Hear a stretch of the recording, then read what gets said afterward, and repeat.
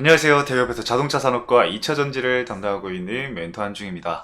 자, 오늘 현대차 여러분들 함께 보도록 할 건데, 최근에 현대차가 좀 조정이 이루어진 상황에서 오늘 한 3% 정도 반등이 나와주고 있습니다. 그래서 현대차 수급 정도를 좀 체크를 해볼 겸, 그리고, 최근에 좀 봐야 될 부분들에 대해서 오늘 말씀을 드리기 위해서 이렇게 영상 촬영을 진행을 하고 있습니다.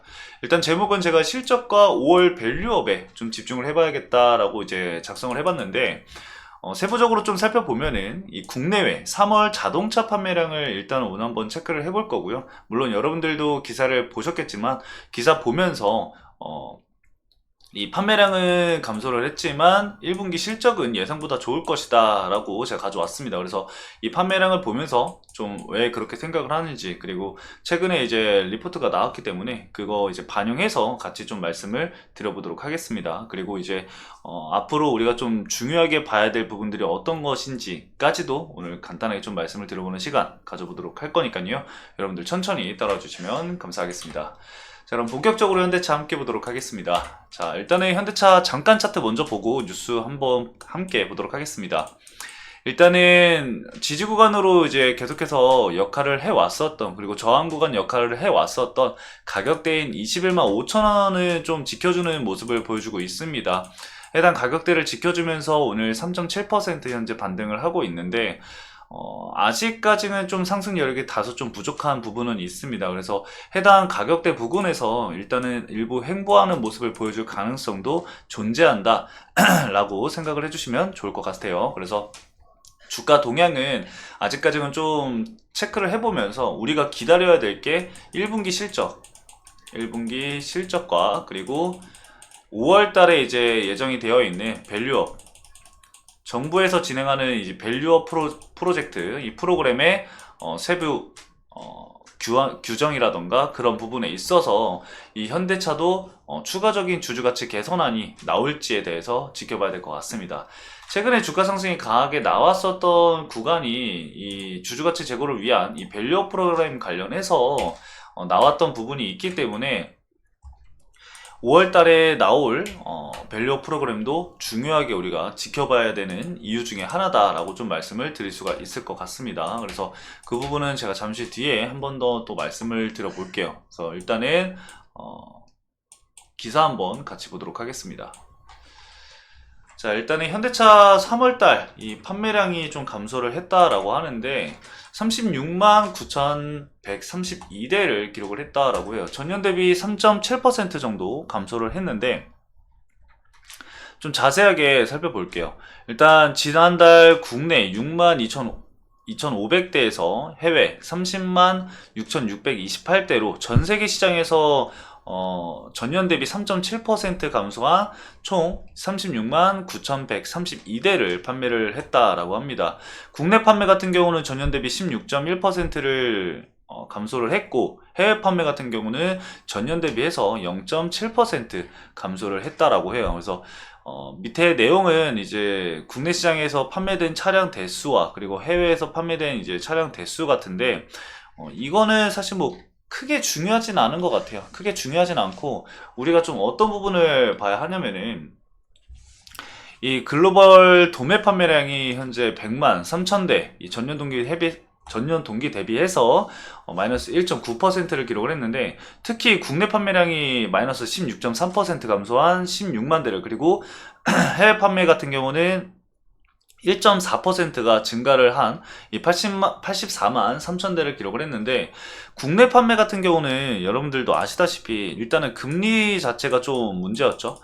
이 높은 금리와 그리고 경기 침체, 코로나 이후에 이제 경기 침체가 이어지면서 금리 인상으로 인해서 이 높아진 금리로 인한 영향이 있었고, 그리고 현대차 같은 경우는 국내 공장 전환 공사를 진행을 했던 부분도 있었고, 그리고 지난해 6월까지 5년간 이어졌었던 이 자동차 개별 소비세 인하에 따른 높은 기저효과로 인해서 좀 부진했다라고 보시면 될 것 같습니다.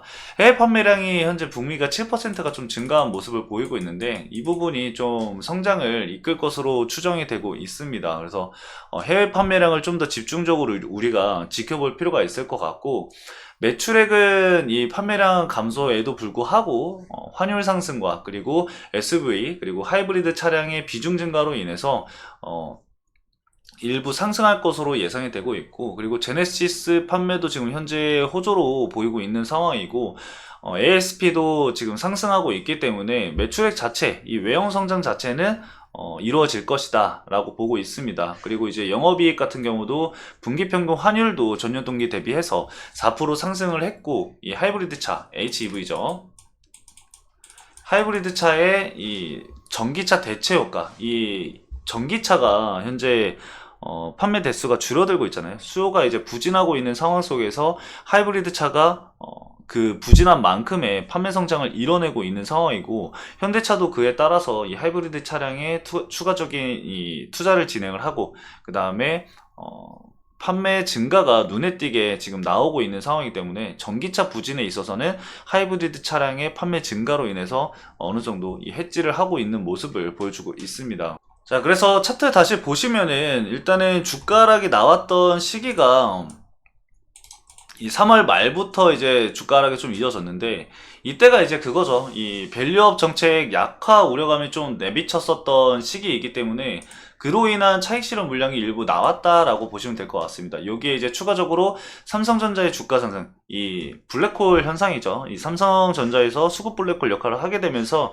수급을 일부 현대차에서 이 삼성전자로 좀 이동했다라는 점, 그리고 금리 상승에 따른 그런 부분들도 이 주가 조정에 따른 거칠게 나오고 있다라고 보시면 될 것 같아요. 그래서 금리 같은 경우는 다음 주에 이제 CPI가 발표가 있고, 이번 주만 하더라도 이 고용지표 발표가 있습니다. 그래서 연준 이 발언에 따라서 미 국채 금리가 좀 변동하는 부분들도 있으니까 그 부분에 좀 민감하게 우리가 좀 지켜볼 필요는 다소 필요하다라고 보시면 될 것 같습니다. 원래는 금리 인하를 6월 달에 이제 진행을 한다라는 얘기가 계속해서 나오고 있었는데, 지금 계속 연준 쪽에서 말을 바꾸고 있는 상황이죠. 아무래도 좀 지표 자체가 좋지 못하다 보니까 인플레이션이 잡혀야 되는데 그런 모습들이 다소 보이지 않고 있다 보니까 말을 계속해서 바꾸고 있는 것 같습니다. 이거는 뭐 확정적으로 말씀을 드릴 수 있는 부분이 아니어서 우리가 좀 지켜보면서 그 부분에 있어서는 제가 추가적으로 나오는 게 있으면 여러분들에게 전달을 해드리도록 하겠습니다. 자, 수급적인 부분은 매도 물량이 나왔을 때는 사실 기관 쪽에서 단기 차익 실현 물량이 나왔었던 부분이라서 외국인 자금을 우리가 좀 집중적으로 보시면 될 것 같아요.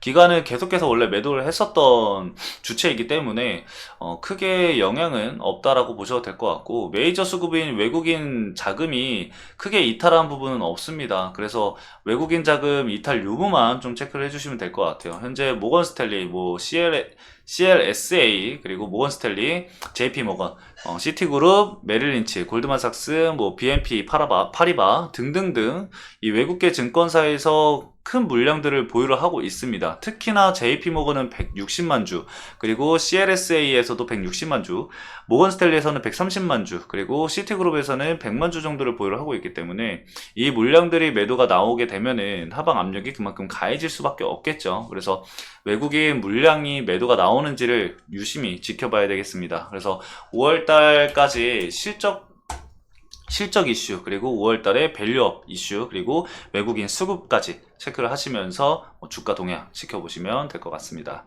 일단 하방으로는 21만 4천원 구간까지의 이 하단 밴드를 좀 형성을 하시면 될 것 같고요. 상단 밴드로는 24만원까지 우선적으로는 이 밴드를 좀 열어두시면 좋을 것 같습니다. 그래서 가격 레인지, 제가 말씀드렸던 레인지 체크를 해두시고 대응 전략 구상해 나가시면 좋을 것 같습니다. 자, 오늘 간단하게 현대차 여기까지 말씀을 드리면서 마치도록 하겠습니다. 오늘도 시청해주신 여러분들 감사합니다.